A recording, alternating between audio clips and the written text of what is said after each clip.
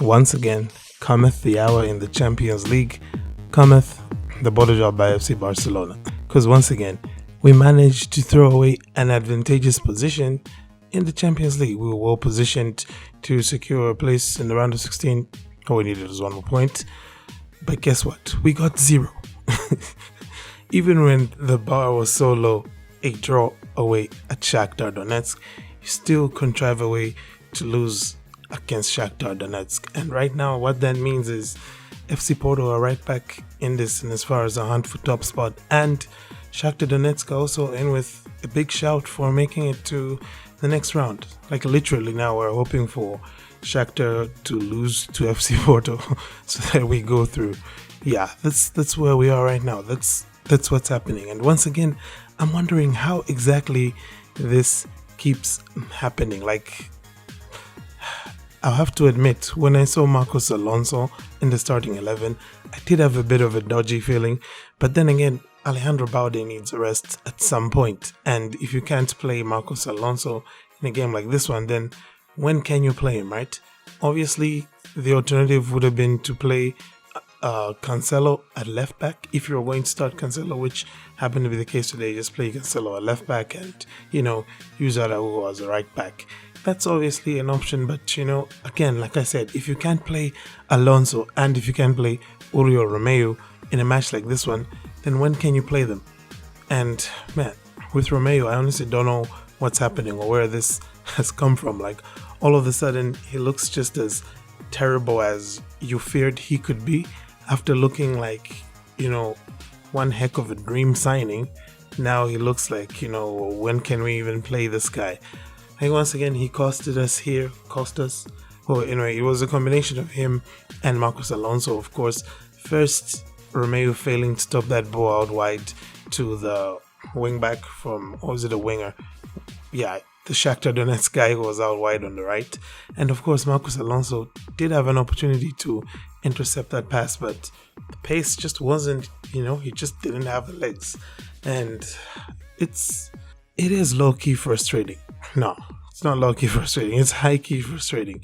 But, I guess it is what it is. We've got Alaves coming up next, and you're just wondering what new ways they can invent. And mind you, I'm not even going to talk about how much disharmony that front line seems to have had since Robert Lewandowski came back. Because, can't blame him too much. He hasn't been playing for a long time, but it should be the manager's job to read something like that and to, whether Lewandowski likes it or not, to ease him back into the team. Like, don't just throw him in there and expect him to, swim. Like, he's swimming with the sharks. Yeah, that's a Ferran Torres pun. And man, Ferran Torres was terrible as well today. Like, I don't know what happened with him. Like, ever since Robert Lewandowski returned, he just doesn't seem to be the same Ferran that we had before. The same Ferran that was scoring just last week or the week before that against Shakhtar. And this time around, he just looked completely lost. Like, a child at Disney World who didn't know where the parents was because he was on a wild roller coaster ride. And I guess a wild roller coaster ride is what it's going to be for Barca fans once again. And at this point now, hoping that Barca can at least get a point against Royal Antwerp, because it's looking bad right now. It's looking bad. And I know you say, well, calm down. Barca still have a 3 points advantage over Shakhtar, and still have a 3 points advantage over Porto, who right now have kicked off. But I think we all know Porto is going to beat Antwerp, so we'll be level on points with Porto, and depending on how many they score, they're probably going to go ahead of us in this group. So you never want to finish second, all right, because that's where the Man Cities and the Bayern Munichs are going to turn up in your life in the round of 16. And well, considering how many chances Shakhtar had to have scored here on those counter-attacks, there were so many chances. We were so porous, and that's the biggest worry, I think, out of all of this, just how porous that defense was. Like, it's good that we added somebody like Cancelo for, the playmaking side of things, but Xavi needs to figure out real quickly how he can bring back some of that solidity we saw with, back when we had back. Maybe he just needs to reinstate that back four for the remaining 2 games in the Champions League, and everybody else just has to live with that because we need to get through these games without losing. And right now, I don't see that happening.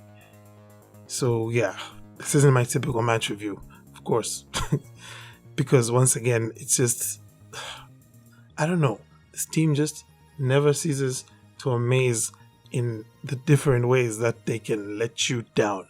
You know what I mean? So yeah, Shakhtar beat Barca, and Barcelona was so terrible. We only had one shot on target the entire match, and we didn't have that one shot on target until after the 60th minute. So, you're looking around at everybody and saying, what's going on? Why can't these guys even just hit the target? Like, if Shakhtar's goalkeeper pulled off a madness, and that's the reason we didn't score, I would have no problem. But the reason we didn't score is that none of our shots found a target. And that's a serious problem. So, I don't know what has changed, but something seriously has to change. And, Joao Felix, you need to just stop trying to win penalties at every opportunity.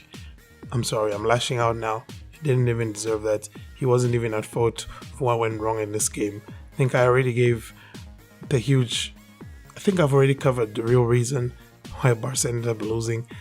It's, honestly speaking, I had to boil it down to just like 2 or 3 players.